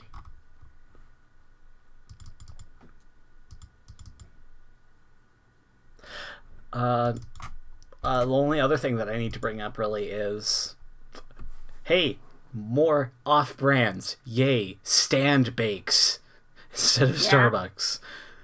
And then there was Steebucks in the other show. Yeah, and then later on in Mieruko-Chan, there's Steebucks. Yeah, Steebucks, where all the cheaters go to get coffee. I mean, what? We'll save that for later. Yeah. I was gonna bring that part up, but we'll save it. But for now, let's hop on to cards. I'm gonna fuck this show. Yeah, It's really good. I see this being one of the three that lives to the end. Or 3 to 4, I should say. Yeah, it still makes me uncomfy, but I'm willing to put up with it for the sake of the show. I am also gonna fuck it. I like this show. This show's great. I'm glad that this is getting the adaptation it deserves. Like, it's obviously got such a good source material. I'm glad it's getting this treatment. God damn it, when can Berserk get this kind of treatment, please? Never. No, it's a modern masterpiece. Please, give it a good adaptation. Actually, we just got word that Silver Link has paired up with the new mangaka of Berserk, and they're going to be animating all of the arcs using only the CGI that they used for the monsters in Deep Insanity. Probably be better than the 2016 series, because at least it'd be consistent. They're also pairing up with the X-Arm people as well. God, X-Arm is so fucking bad. But anyways, moving on from my lamentations about how Berserk will never be properly adapted, I believe that's a triple trifecta for Komi-San? Well, Ember, Yeah, Ember, I said yeah. Okay. Trifecta for Komi-San, episode 2. Let's move on to My Senpai is Annoying, episode 2. Alrighty. Igarashi and Senpai go out to lunch, where she apologizes for the previous day, but catches on that Senpai may not see her as a woman. After shopping with a friend and calling her granddad, Senpai saves her from a bus creep, and she learns she is happy, he just cares about her. As well, Awkward Boy gets a date with Popular Girl. Yo, is it bad that I'm more interested with Awkward Boy and Popular Girl's relationship than I am the main dynamic? I mean, yeah, they're adorable. Sorry. Yeah, I feel like most of the thing with Igarashi this episode was centered around, booby. I have no titty. Yeah. Although, I will say, as much as I didn't like the booba humor, the point where fucking the black-haired guy just straight up points at her tits fucking got me. He just points at her tits. And just yeah, I do like that. I do love how much of just absolute himbo that Takeda is. I love this guy. He's just so pure. Yeah, like as much as like the whole booba humor didn't do it for me this episode, that did get a chuckle out of me when just black haired guy, you see his hand raise up and his head's just moving. Huh? What? Huh? What? Huh? I'm surprised that those little bear buns didn't make more of a bear shape inside of her like bra or whatever. It's anime logic. Lol. Just And they quit the whole time. I was expecting some embarrassing reveal where she accidentally gets bumped and one of them goes flying out of her titties. I also like how black-haired boy in one of the scenes was just straight up staring at the other girl's tits, like where you see the sun and the earth. He's just staring at her tits. There's no way to shake that. They're just having an entire conversation about titty. That's felt like it was all this episode was about. Man, this episode was cringy to watch. I don't know about the rest of you, but I just felt my soul void out like 7 times in this episode. Yeah, it was pretty cringe, but also adorable in a certain way. The only part I cringed at was when her phone died and she didn't plug it in so she could text her granddad to apologize, because what human being just goes, oh, well, I won't let them know my phone died, I'll just let them think I hung up on them. Yeah, and the fact that she just called her granddad out of nowhere to just, like, cry about having no titty. Yeah, that part I didn't like either. Yeah, I did get the one little screenshot. I liked that part where he's just singing and he just straight up sings, I forgot the words. He feels very granddad. I do have to say, I fucking love this show's opening. Yeah, how meta it is. It's literally a YouTube video in universe. Yeah, see, I fucking love that shit. I love it when shows do that. And, like, her walking through the halls while singing is really nice. It's really peppy. I love the opening. This opening might be one of my favorites. Yeah. I imagine, like, in universe... I could imagine in universe it was actually, like, made by them as, like, some kind of promotional material for the company or something. Yeah. Because it seemed like everything was pointing towards it being a staged thing that they actually did for like, a thing. Uh-huh. Oh, I should say there was one thing I liked about this episode. Futaba's friend. The dark-skinned lady. I love her design. She looks so cool. Like, I do too. The dark colors mixed with, like, the yellow highlights. God damn, it takes a certain person to rock yellow nail polish. God damn. Yeah. And she's also a gamer. Yeah.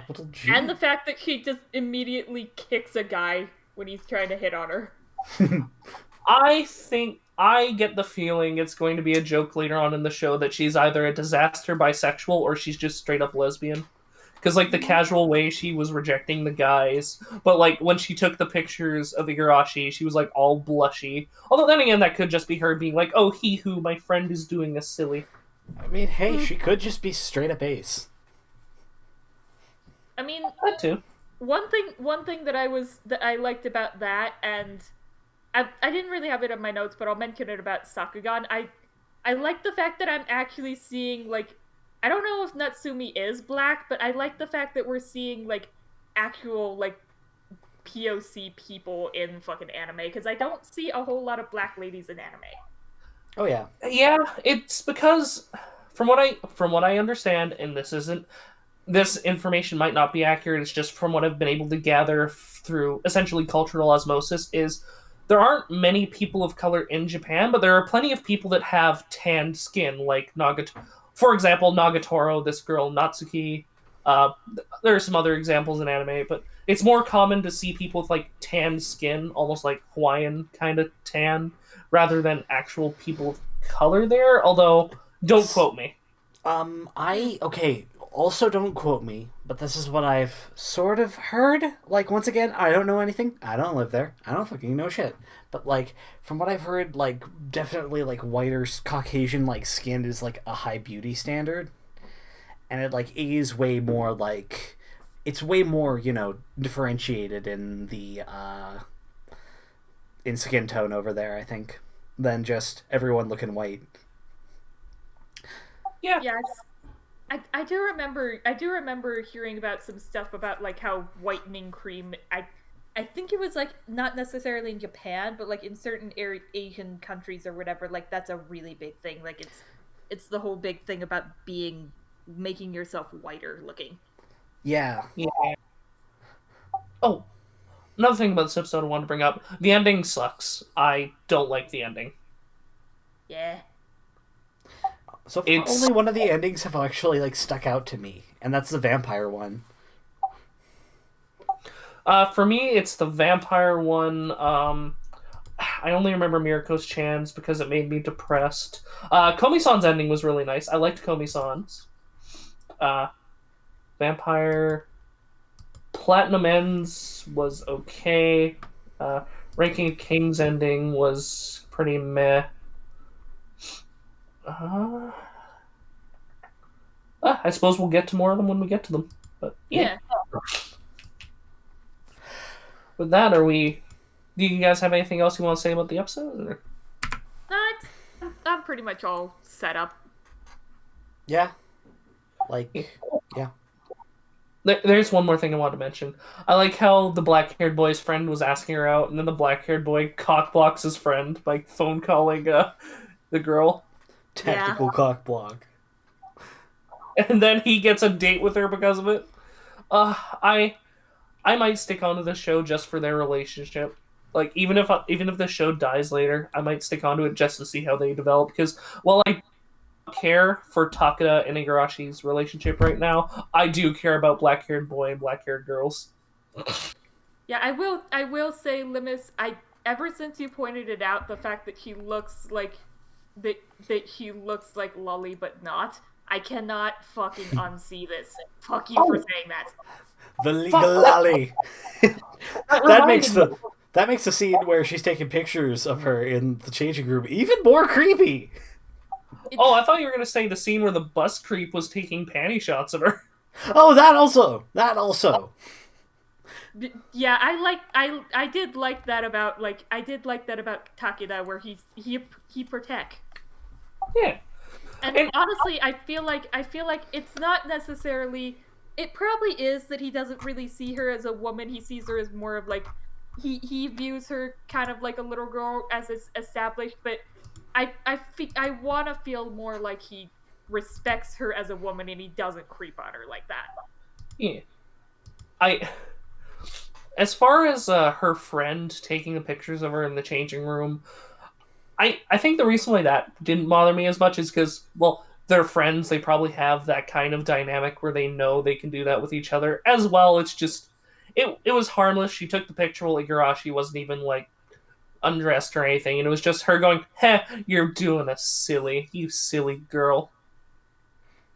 Yeah. She knows exactly what you just did. And it's funny. Yeah.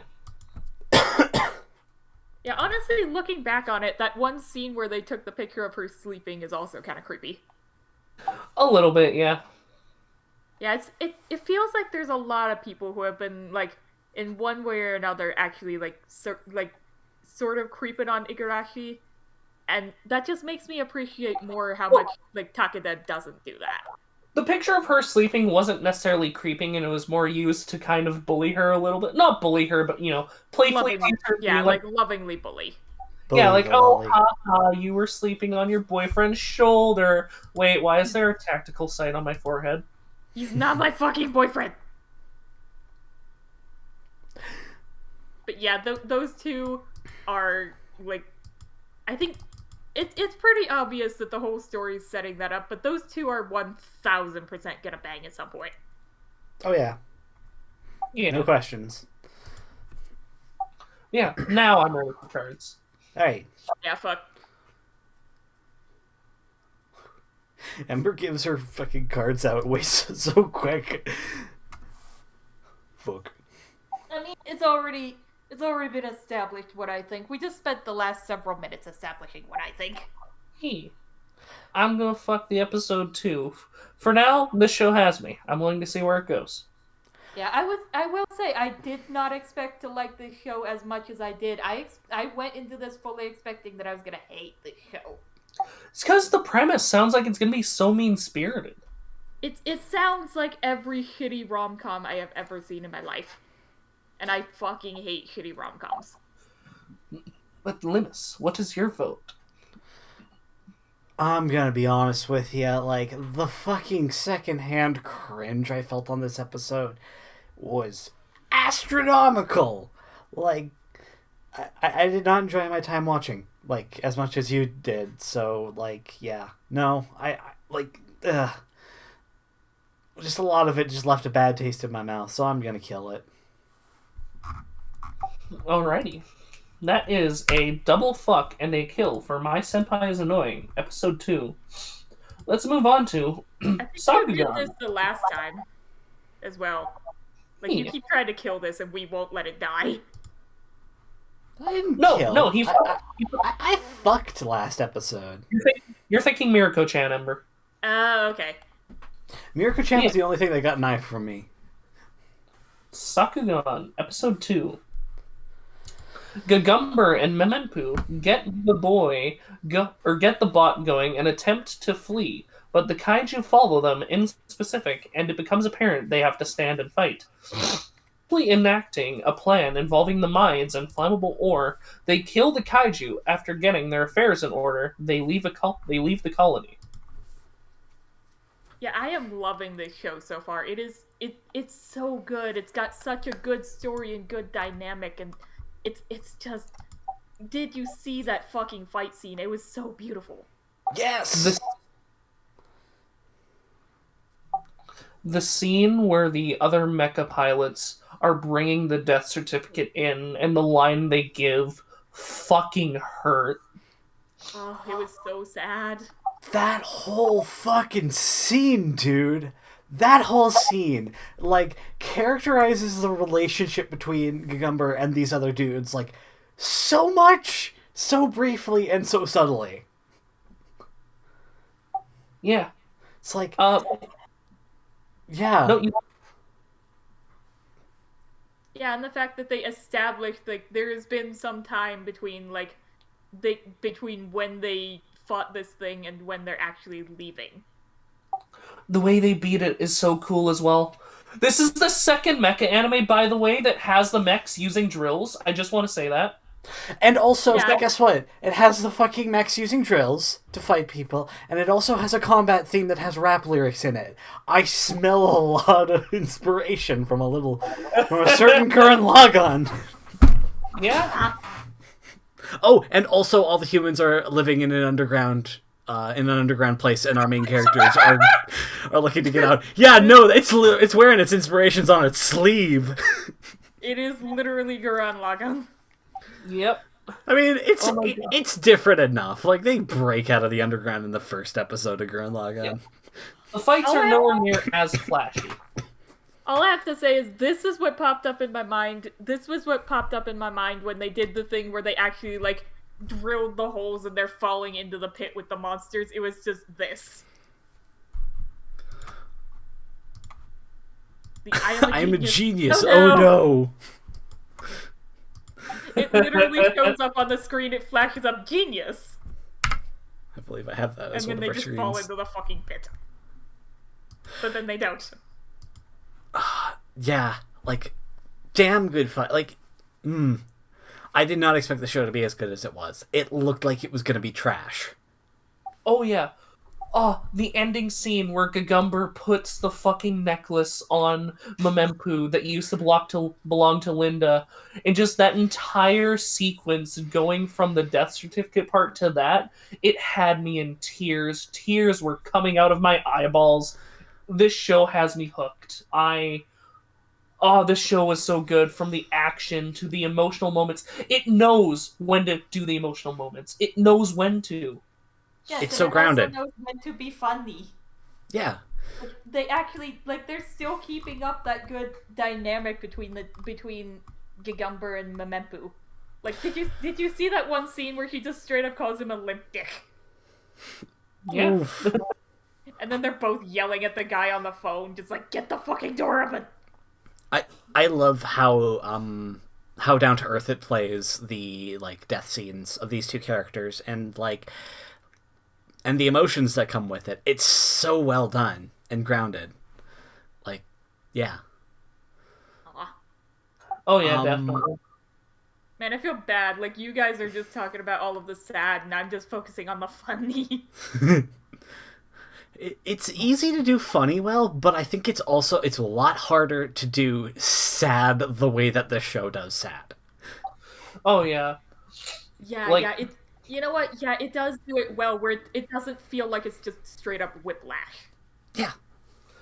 This show, it nowhere near brought me to like episode 12 level of tears of Vivi, but it got close to bringing me to like the Estella arc level of tears from Vivi. This episode got close. I don't cry to shows. I can't. But like, goddamn, I can get close. And like, as soon as the necklace got put on Memempu, and like she starts to fucking ugly cry, I'm like, oh, that hit me.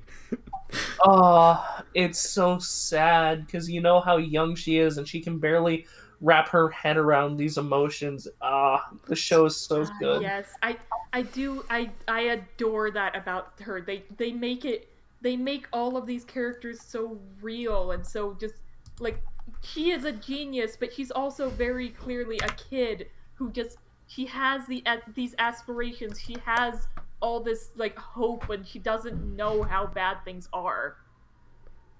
Mhm. Yeah. They are very believable as actual well-rounded characters. So these kaiju are after the map, right? Oh, 100%. Yeah, they're definitely after that. I feel like that was left as an air of mystery. I definitely feel like that should have been something Memempu could have put together, but I don't know. Maybe we'll get to see something like that later. That was just a missed opportunity that I saw. I mean, it's already been established, like, they're not behaving like kaiju normally would. So, like, I guess they wouldn't necessarily immediately put it together because, like, nothing like this has ever happened before. He's never even met these kind of things before, I think. Yeah.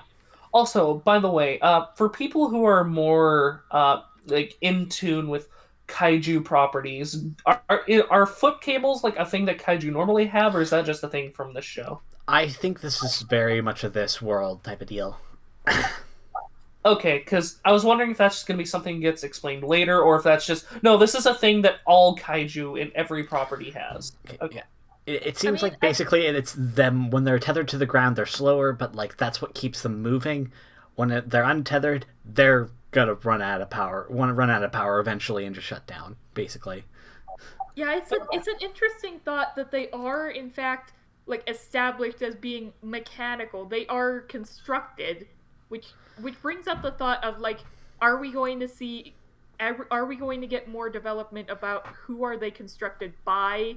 Did they originally have a purpose? I want to see more of that development of world building. Who knows? Maybe we'll have God on our antagonist list twice. Yeah, like God, but for real this time. Another thing, like, there's a lot of like subtle world building it's done in the last 2 episodes to really set up.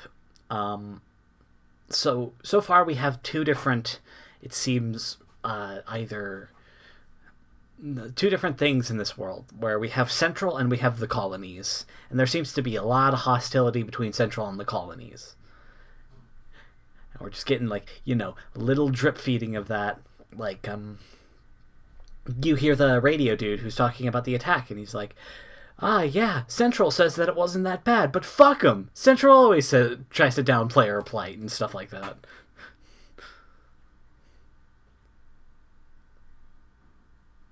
wonder what the fuck's up with that radio guy. Is he just gonna be on there the whole time, just giving exposition, or are we actually gonna see this guy? We might. Maybe he'll start giving information that isn't necessarily always true. That'd be great. That'd be cool. Yeah, it would be cool if they actually played around with that aspect of the story. Yeah.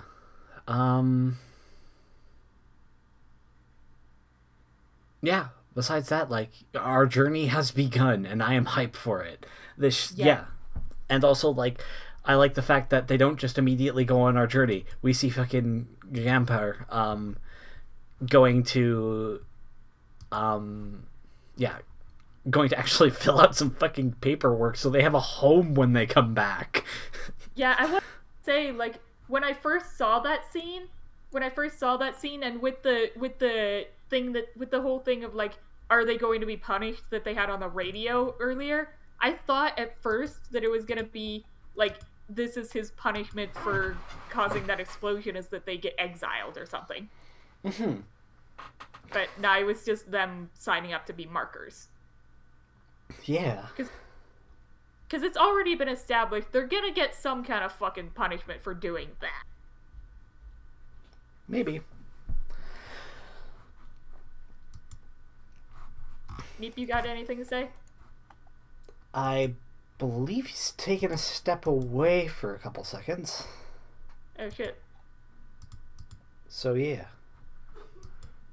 Didn't even say nothing. Rude. He put something in no mic. Okay, he's gotta take some meds. I already took my meds for the day, so that's good. Yeah. There is something wildly ironic, though, about, like, taking ADHD meds with energy drink. Oh, God! Wait, that seems like a strange combination. I mean, it works for me. If you get the uppers and the downers at the same time, they both mix, and you become normal. Oh. I mean, mostly I take the ADHD meds just so that I'm not a massive bitch all day. Hello. Your turn. Sorry, I had to go take some cold meds and put some Vicks Vapor Rub on my chest. Aw. Or else I'd be sounding like I'm in a toaster. Alright. I do hope you feel better soon. That's no fun. Yeah. But I just hope this isn't anything more than just the sniffles. is there anything else that you have to say on Sakugan? On the episode itself, it looked really pretty. I'm Like, loving that fucking animation style, how bouncy and just lovely it is. Yeah. But yeah, I'm ready for cards if you guys are. Yeah. I'ma fuck it. It's a really good show. It's one of my top 3 of this season. Yeah, I'm still saying yeah. Fuck. I like this show. I'm also gonna fuck it. God damn, this is good. Like, what a good pick. Like, I would have never thought that this show would have amounted to anything from what I heard of it so far. And apparently it's getting some decent recognition. Maybe. I don't know. Yeah. Yeah, I Like, will I say heard that there are some- apparently... Sorry. Yeah, I mentioned that. I mentioned, like, recommending that to people last night on my Twitter, and fucking the official Sakugan account followed me. Oh? So far as I can tell, like, it's the official Sakugan account, but they have followed me, apparently. Hold on, let me stalk your Twitter real quick. I'm gonna find it. But yeah, I heard... That reminds me, I was gonna post that art today. I'll post it tomorrow. But yeah, like, I know at least one big name AniTuber has shouted it out, at least. Like, I think Mother's Basement did it, put it up in his video of the season. So, it's good. This show should not be slept on. It is fucking good. Yeah, I attempted to get my mom to watch that. I don't know if she's gonna watch that though, because she doesn't really watch anime. She doesn't like cartoons. Well, that is a that is a trifecta for Sakugan episode 2. Let's move on to Paladin of the End episode 2. Will keeps up with his studies, but Will keeps up with his studies with Blood, Mary, and Gus, and as he gets older, they get more intensive with his training. When he turns 13, Will is sent underneath the ruins of the city where he finds a magic dwarven spear and fights Gus, who seems to be hiding something. And soon, his coming-of-age ritual will happen, and Gus asks him to lose to Blood. Gus is sus. What the fuck is happening in the show, man? What is happening? I am so fucking intrigued to continue watching. This show keeps me wanting to see what happens week to week. Oh, god damn, there's some fucking intrigue here. I cannot wait for our next episode. I am putting up my theory here. I think Gus wants Will to lose, so he won't be able to do his ritual to go out, and he'll have more time to stay and develop his skills because Gus knows how dangerous the outside world is. That's my theory. I almost suspect that it was going to end up being like a death match or something. I saw a theory online, like when I saw a theory somewhere. I don't remember where it was. Is that they're kind of training him to like end them, to like kill them. Oh. Because I think that they regret taking the pact of becoming undead and are probably super unhappy with that. And yeah, like Gus was super like thinking that he was going to die and have his soul finally be set free by basically his son. And as soon as what's his name? Who's the main character name? Will. As soon as Will broke down crying, he was just like, "Oh shit, we can't do this. Like, we can't have this dude kill what are basically his parents." And that's what he's saying why he's saying to throw the match. Because I think Blood is going to get him into a death match. Oh, that'd be so interesting if that's the case. I was so pleased with this episode, seeing him. He has to swear an oath to a god. We know he does. We know he's going to have to. And this is one of the few shows that's getting me interested in its pantheon, because the episode starts out, we get a story of the gods, how the god of war was banished to the earth by Volt and his wife Mater. And I can pick apart which god is what between these three now. It's doing a good job. Her name is like supposed to be Mater or something, like mother or something. But yeah, you know what? Fuck it. I'm sticking with this Mater. Earth Mother Mater. Earth Mother is kind of her title, from what I can gauge. Earth Mother from the fucking Car series. Yeah, and I like how they're driving in. Hey, don't just take an oath out in the heat of the moment. Think it over. And I love how Gus talks about the gods. How he's like, but one thing you have to really understand about the gods, my boy. You're never going to be able to fucking understand them. Don't even try. I almost suspect that he's going to pull, a strange one on them, and he's actually going to, like, swear an oath to the god of death. Or something. Maybe. But I love that little touch where they included, because a lot of isekais don't cover that base where it's or isekais I've seen that have gods in it treat them more like they're humans, but no, in this they're treated like they're abstract concepts. You can never hope to understand the true intentions of a god because they are on such a different moral standing from you. And I'm always a sucker for media that portrays that. I think he's going to follow in Mary's footsteps, definitely. Like, I feel like it's been set up a lot that he's going to become a Paladin of the Earth Mother. I think he might swear an oath to Volt. I think that's the least... Honestly, I think that's the least likely. Like, they kind of recommended it to him because he's the most followed. But like, I feel like he's gonna subvert that and be like, no, I'm gonna join up with Mary's and like, yeah. True. Having some healing magic in Arsenal would be good. Oh, also, he has the extension pole. He has the power pole. Yes. Yeah. That little like spear is definitely gonna come up later. That's gonna be. I love how the show is having magical weapons in it. I love it when isekai do that. Dude, I love. The show is so fucking D&D. It hurts in the best possible way. So cool. I love it so much. Yeah. Like, the dude straight up casts light on his shield. Come on. Yeah, I love this show so much. It is scratching that fantasy isekai wish I have been missing since spring.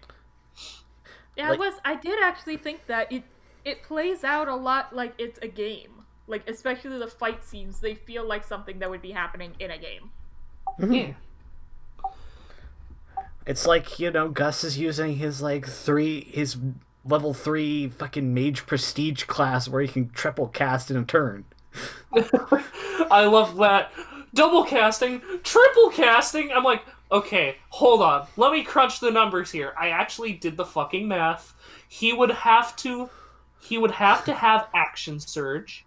He would have to have action surge to double cast, and then I did some more research, and he'd have to have a bonus action cantrip. Which he is all using to attempt to just end his child. Yep. Oh, in that fight, like, I love how the consistency of the world is being kept. Like, Will is totally taking it apart and, like, thinking, he has so many if he really wanted to kill me, he'd just, like, he'd cause a cave-in, because he's a ghost, he could just float right through it.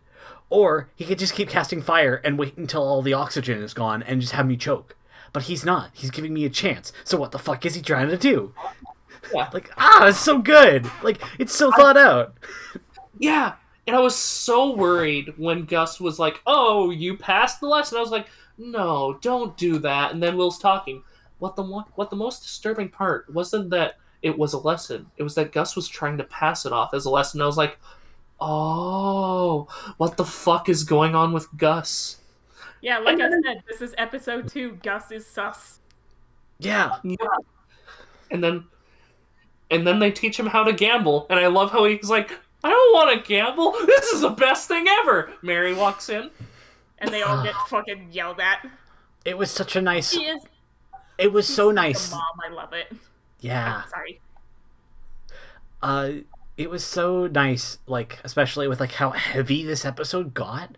Like, especially with the drama of this little sort of found family. Like, it got heavy with it. That gambling scene was such a nice little reprieve before we got into the next bit of kind of drama. I'm so happy we're not skipping through the start. I'm so happy we aren't.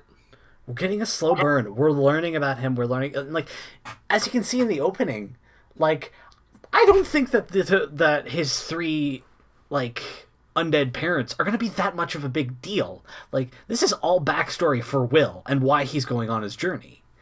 Mm-hmm. So, like, and they're really taking their fucking time with it. And it's making me really invested in him. Yeah.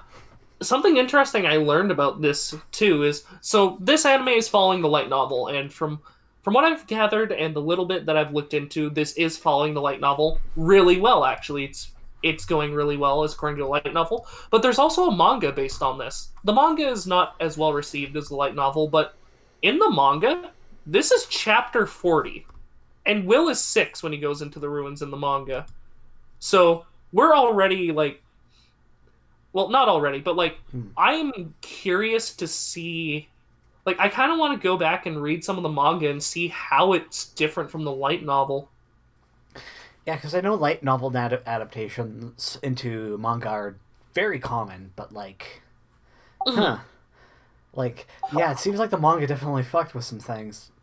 Yeah, I'm definitely assuming what the manga did was it probably had, like, maybe 10 to 15 chapters covering Will's life before he got isekai'd, and then probably added some extra chapters of the lessons and everything. Yeah, that is the thing. That is one of the things I like about this show is it has that, but it's showing it to us slowly. It's giving us that sense of like that's not really important right now. Oh yeah, like I really like how the show's doing it. I really like how he doesn't have his memories. I like how he's basically like he has a fuzzy vision. He knows he's from somewhere else, but mentally he's still a kid. He's 13 and technically he'll be an adult when he's 15, but You know what? fans That was actually one of the things I had thought about was I wonder if Gus knows that he knows or something like that. possibly maybe. There's definitely something about Gus, and I I do love that my prediction actually came true that like the secrets that they're keeping from each other are causing strain on this relationship. They're gonna Oh, develop that more. oh yeah. This episode did a really good job at setting up intrigue. I have in my notes right now. What the fuck is Gus hiding? I want to know. Yeah. What? Yeah, such great. It's just this is so well Also, done. I suspect that there are things that Blood is hiding, and I do like that we get more development of this world. We get a little bit more world building and lore. Yeah, I only last thing I actually have to bring up is the ending. The ending is okay. I don't mind it. It's not particularly strong though. Yeah, it does seem to be introducing a lot more characters that we might see later, and I'm interested to see who those characters are. Mm-hmm. But with that, are we ready for cards, everyone? Yes, definitely fuck. Fuck. Strong fuck from me too. This episode was really good. This show is gonna be fucking great. Like, holy yeah. shit. Definitely. Alrighty. Now, let's move on to... Oh, that's a trifecta for Paladin of the End, episode 2, by the way. But for now, let's move on to Mieruko-Chan, episode 3. Mieruko goes to meet Hana at a coffee shop, but while on the bus is accosted by a ghost. As well, she almost got done in by a ghost attached to an adventurer who is meeting his also cheating girlfriend. And after buying prayer beads that broke, a big ghost follows her to a fortune teller who tries to help but fails. I have a feeling like the fortune teller and Scarface Man from last episode are going to be important later, because they both got like after credit scenes and some weird focus attached to them if they're just one-off characters. I don't think that Yeah, they are. I think I think literally there's- the. Yeah, you go. Okay, sorry. Yeah, I think that they're not. I think that those end credit scenes are just solely there to wrap up their plot lines. Like, the fortune teller lady finally got was hit with this lady, who was so haunted that she finally gave up her own thing and went back to live with her parents or whatever. Yeah. Legitimately haunted. If that's the case, I think I like that more. That it cares so much to just give a little bit of wrapping for these characters. Because I actually liked the stuff with the old lady this episode. I liked how she's a con artist, but she's not completely dirty. She just doesn't run into it enough, and she's like, "Oh, I'll actually have to break out my collection." But then this ghost is so powerful to the point where her old prayer beads won't work. Although Also- That Sorry. definitely cements that he's gonna be a big thing. I also don't think so. I think it's just showing that there are stronger. I don't know what it's fucking doing. I don't know about this show. Really. I don't know. All I know is that I have to give it a light golf clap. It restrained itself this episode and didn't do any of the gross shit now. Yeah, the weirdest thing that I saw was just a reference to butt buttons. Which I'm pretty sure those are an actual thing in Japan too. So Yeah. It's just hee hoo funny butt joke. at least Hana isn't eating Miko's butt. That would get a kill instantly. Or threatening to eat her butt. Mm. But yeah, no, I think the most fan servicey thing we got this episode was the fucking 2 wrestlers. Yeah. I love how that was how she got out of it. Pulled up wrestlers on her phone. Oh wow, he's so cool. I like the creative aspects of how she, like, that, like, well, the one creative aspect she has to get away from the ghost. Like, I'm gonna watch some fucking wrestling on my phone to make it so that it doesn't look like I'm looking at him. And, like, some of the allusions to how these people have died are also, like, great. Oh. I had in my notes for that where it was like yanderis and their yandere ghosts. The book. Yeah. Like, that fucking ghost, I bet you that she committed suicide when she found out her boyfriend cheated on her. And her feelings of love for him and betrayal are what tied her to the mortal coil. To him. And, like, I feel like with the other girl that comes up and talks to her, I'm pretty sure this bitch fucking finds people on the street, talks them up, takes them to her house, and kills them for money. Yeah. With the amount of bodies she has around him. I love how it doesn't tell you. I love how you get to make that inference yourself. I like that. Yeah. Why are there so many ghosts in the alley? Because it's a dark fucking murder alley. Of course there's a bunch of ghosts in it. Yeah. It did seem like that was the closest we've ever gotten thus far to them, like, almost directly interacting. And they're gonna fucking directly interact with her at some point. It's in my notes, like, you can't keep this up forever, baby. They're gonna notice. With the way that you're acting so sus. Poor Miko. I don't want to go get more perbeats. Can we just go? Trips into the ghost again? Oh, I feel so bad. I felt so bad for her. She's just crying. Yeah, and Hana is just completely oblivious. Also, right. I'm pretty sure that rabbit, that with the amount of times that rabbit has shown up, I'm thinking it's going to be plot relevant at some point. So, we also get some allusions into the auras in this case, in this episode too. Because we learn that Miko has some kind of aura that attracts these ghosts. And Hana seems to have one that, like, attracts them as well, but she doesn't see them. And Hana's appears to be more, like, light instead of dark. I almost took it as... I mean, you could go the funny route of just, like, she's so pure and stupid that, like, the dark things just cannot fucking affect her. Just the pure bimbo energy. Well, they can clearly interact with her. We saw that last episode. But it's like, the darkness cannot reach her because she's just so pure. But, here, okay, this is one of my major problems with the show so far. Yeah, they can interact with her, I guess, but, like, none of them are doing anything. Like, it feels like the only person that can actually be affected by these ghost things are main girl, or Mieruko. So, like, she's putting herself in danger for, like, no reason. Like, we don't even know if fucking some people who can't see the ghosts can be affected by them. It's like we had the rape ghost that just wrapped herself around her and it did nothing to her. It was just being creepy. Yeah, but at the same time, if you're looking at, like, a ghost groping your mother, you'd probably not want to see that anymore and do something about it. Yeah, true, but, like, why not just let her walk through the fucking ghost and pick up a rabbit? Like, you're actually putting yourself in more danger by trying to help her. I'm guessing it's because she was, like, worried that the ghost would notice and, like, take, essentially, interest in Hana, because we've seen ghosts take interest in her before, like with the rappy ghost, but And there's another. Okay. Sorry. I definitely do think soon we need to get some more, like, Ring kind of horror going on here, like, you know, have some ghosts actually take notice and start trying to affect them and everything. Yeah. I do have to say I have one more other big problem with this show. Pacing. I think it's way too slow paced.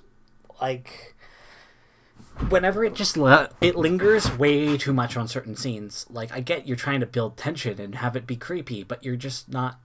I don't see that. Like, see, it works for me. The horror gets to me. I don't. It just feels like it's wasting time so that we can get that 22-minute run time. I don't know. The horror works for me, and although I do agree, I hope we get out of this Monster of the Week BS soon, or I guess Ghost of the Chapter BS soon, because I don't know. I want to get to like more meat of this story because it's clearly building up some world rules and everything with like the fucking how ghosts can get tied to people, how they're like how some people have auras and some people don't. Like I definitely see it setting up something bigger. I just want to get to that point, but if it doesn't soon, I might fall off. Also, we're we still haven't gotten anything about Pigtail Bitch. Like, who is she? Why? She appears to also be haunted. I'm assuming she has a similar aura, or maybe a different kind of aura from Mieruko-Chan, where because she clearly wanted to get the exorcism too. We know she's definitely haunted, or maybe she is a ghost. What if Pigtail Girl was actually just a ghost in a skin suit? Shrugs. Dun dun dun. But yeah. What else happened this episode other than the prayer bead stuff? I feel like that's about it. That's about everything I have to say about it. Yeah. Yeah. Cards? Yeah. I'm gonna say fuck. I'm gonna fuck it as well. I wanted to get on the Monster of the Week stuff soon, but you know, I'm willing to go one, maybe two more episodes with it. Yeah, I want to see more. I will say I want to see more of that development where she's actually like putting souls to rest or something like that. She's actually like maybe helping them because it seems like it might be going in that direction where she actually has like a purpose for being able to see these. It can't just keep going. It can't just keep going on the whole like I'm seeing ghosts but I'm ignoring them. That's not going to make a very good show. There's got to be some kind of like overarching reason for this. Welcome back. Just to recap, I gave the show a fuck. Ember, you gave the show a fuck too. Limus, what are you gonna give Mieruko-Chan?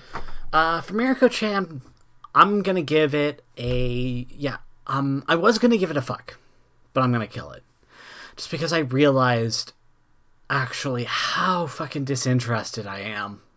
Like, yeah. I gave it, like, I've given it 3 episodes now, and, like, I'm still not that sold on it. Like, even without all the weird, creepy sexual bullshit, like, it's still doing nothing for me. Well, that will be a double fuck and a kill for Mieruko-Chan episode 3, which means Deep Insanity, the Lost Child, is dead. I'm sorry, I picked That poorly. But yeah. I didn't even have in my notes like all of the stuff, but as soon as you guys started talking about that, it just like triggered everything that I was just like, no, you know what? Yeah, the show is kind of shit. Yeah. Who would have thunk that a show that's bad is bad? Yeah. I cannot. That's the thing that just got to me so much is I just cannot fucking deal with that CGI. It throws me off so much. Oh yeah, no, the CGI was really bad. And it felt like the fight scenes were gonna be going somewhere with that, but then they don't, and it's just I am so disappointed. I'm left empty.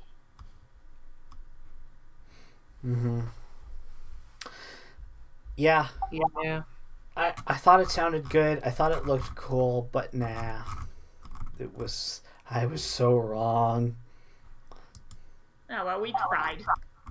It's okay. We can't all pick winners. I know I've had a bad track record with locks. At least most of your locks made it to the end. Well, so far I am batting 1 in 100, like exactly 50-50. I had one show that was great and lived to the end, and one show that died on first episode. I've had 2 shows that made it to the end and 2 that died before then. And so we'll see. Yeah. But yeah. Granted, the two locks that made it to the end both had someone that was killing it almost every episode. I'm looking at you, Gilly. Yeah. Will not let this die. And the Viking. Gilly and Makan. Hey, don't discount me. I killed Aquatope almost every episode. I know. And Dal killed Code Black almost every episode, but those shows actually died. So did Aquatope. Whatever. I know. That's why I said those shows actually died. Never mind. Aquatope, Cells at Work actually died. I don't know what I'm fucking saying anymore. Anyways, was that an episode? Yes, it is. That was an episode. Thank you everyone for coming out and watching. Well, as little as you can, as the rest of this is going to be VOD only because I had a bit of I have a bit of internet issue. But yeah. Hey Meep. Where can they find you? You can find me at Soul_King777 on Twitter. However, do not follow me or else I will make you star in the live-action remake of Mieruko-Chan. Amber, where are you? Yeah, you can find me at Emberly Unusual on Twitter, and that's pretty much just it. And you can find sometimes. And you can find me at Limbus646 almost everywhere, but you can find them all, like, neatly packed together at limbus.card.co. With that, that has been an episode of the Anime FMK. 2 shows are dead. Yeah. Thank you everyone for coming out, and we'll see you next time. Goodbye. Bye-bye.